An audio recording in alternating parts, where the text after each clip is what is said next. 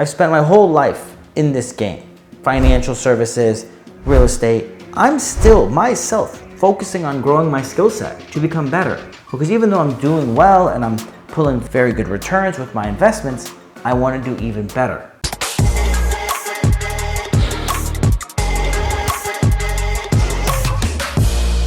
Question from Partik, and he says, hey Pascal, would you invest in a real estate vehicle or invest in yourself to attain skills? Question pertains to a 2-year or less cycle. I'm brand new to real estate, but being an investor seems easier. Vehicle as a fund that offers ROI instead of doing all the work. So now if you're a real estate investor, so he says, why I'm thinking is this, he said real estate investor. One, if you invest in a fund that is not like a syndication, but if you invest, like say you invested in a real estate fund that's, on the stock market, you're not really a real estate investor per se. You are investing, but you're not a real estate investor. Now, if you're doing, say, a syndication, you're a real estate investor. If you are buying a property on your own and you have, a number of duplexes, quadplexes, you're a real estate investor. But just buying into a fund on the stock market that owns real estate, you're not a real estate investor, right?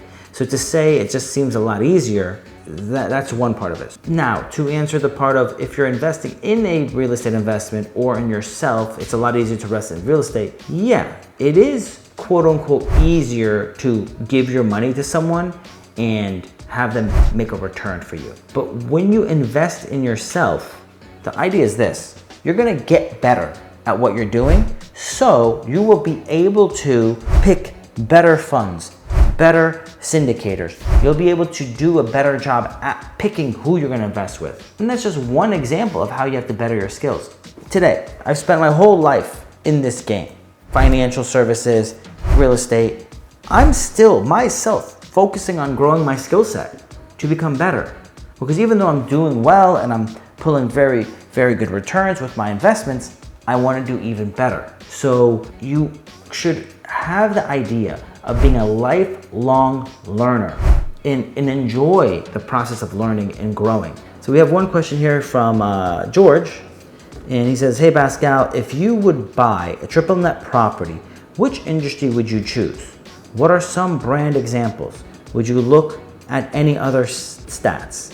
So I'm interested in mobile homes, storage unit, warehouses, apartment complexes, small strip plazas, or something that is cheap enough to repurpose and provide value in the transition. So meaning buying a mall for a low enough price and repurposing it to a neighborhood center. So portions of the mall would be apartment complex, portion of the mall would be storage facilities, another portion would have a bunch of small businesses, like very small 1,000 square foot, 2,000 square foot businesses that cannot compete with Amazon. Amazon can't compete with them because they're very niche specific to the area. So those are the things that I would be focusing on if I was going to go into that, go focus on something like that. Otherwise, downtown core, real estate, multifamily is gonna be on fire for the next 15 years, in my opinion. I called that trend like 15 years ago, and I think it's even more important now going forward the next 15 years. Would you rather buy an insurance agency or a great located property, and you only have money to do one? If I am looking to build wealth, I would buy a great property. So let's be conscious, right? If I'm buying a great insurance agency, I'm saying I have $1 million. So I have $1 million. Am I gonna put it down on an insurance agency, which is roughly say 30% down payment, and getting a commercial loan? And that's gonna bring me really good cash flow, and I'm gonna be able to pay down the mortgage quickly with the loan, because most loans are 10 years. And I'll have an agency with the cash flow, but it's not gonna truly grow much in the sense of valuation increasing. Compared to a great property, will have less cash flow per month compared to how much an insurance agency can generate. But that property is also a lot less work, a lot less risk, and property appreciation in a good property can appreciate faster than an insurance agency. And with a property, you can put down say 20 to 25%, So your return on cash can be better. So in that example, you're putting down 20% on a $5 million property, it's $100 million. So you're gonna get the ability to grow your wealth can be faster with a really high quality piece of property, but the cash flow is lower. So do you want cash flow? Do you want wealth?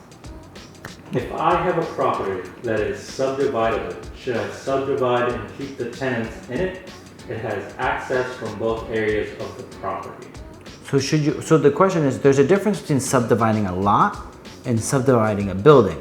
Subdividing a lot, yeah, if you want to do that, it's sometimes a good idea to do that and sell the other lot off. You have different options there. If you're talking about subdividing a building, having the ability to physically be able to do it is different than for you to have the legal ability to do it. So you can do what you want with your property, but understand that if it's not permitted, you're not going to get much upside when you sell the property.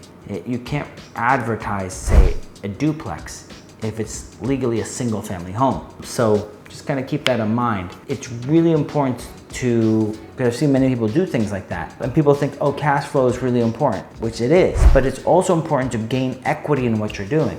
So if you're not following standards and procedures, if you're not pulling permits, and you have a bunch of unconforming units, it's gonna be very difficult to get top dollar when you're selling the property, which is where you're gonna make your wealth, is it building your equity. So remember, always pull permits to get the highest resale value.